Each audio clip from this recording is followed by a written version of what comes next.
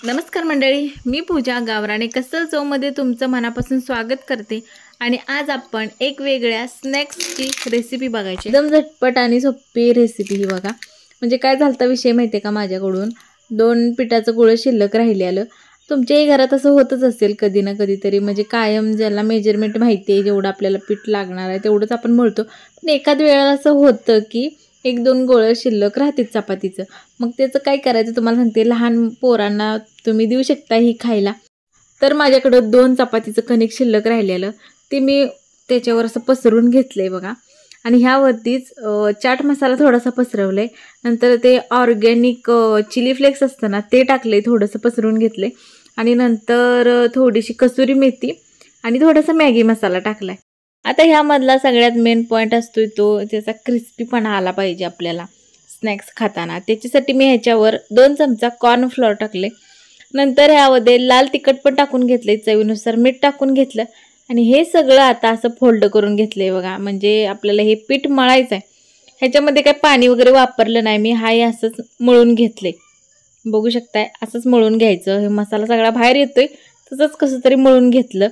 तर फ्रेंड्स, तुम्ही जर अशा पद्धतीनं हे स्नॅक्स बनवलं की नाही, हे पौष्टिक पण आहे, ती बाहेरचं खाण्यापेक्षा हे असं तुम्ही घरामध्ये लहान मुलांना देऊ शकतायचा खायला, खूपच टेस्टी लागतात बघा। आता हे पीठ मळून झालं, याचं मी 2 गोळं तयार करून घेतलेली। आता हे कॉर्नफ्लॉवरमध्येच बुडवायचं आहे, कोरड्या पिठामध्ये। आणि आपल्याला पातळ अशी पोळी लाटून घ्यायची आहे ह्याची। बघू शकता एकदम पातळ पोळी लाटून घेतली।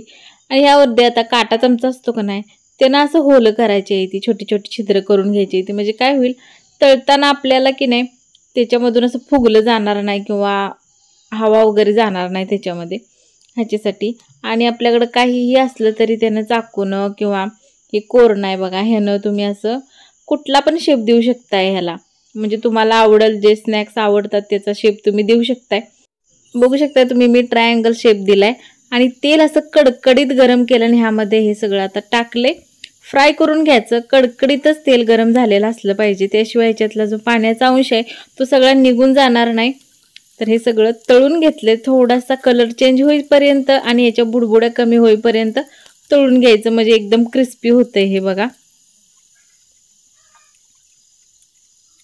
जसजशा बुडबुड्या कमी येतील की नाही तसं हे तळलंय म्हणून समजायचं बघा। तर बघू शकता याच्या बुडबुड्या पूर्णपणे यायच्या कमी झालेल्या आहेत त्या। आता हे आपण काढून घेऊया आणि आपलं तयार झालेलं आहे मस्त असं स्नॅक्स। तर तुम्हाला ही साध्या सोप्या पद्धतीमध्ये सांगितलेली स्नॅक्सची होममेड रेसिपी कशी वाटली मला कमेंट करून नक्की सांगा। आणि चॅनलला लाईक शेअर सबस्क्राईब करायला विसरू नका, बेल आयकॉनला पण प्रेस करा। भेटू अशाच एका नवीन रेसिपी सोबत, तोपर्यंत खात राहा आणि मजेत राहा।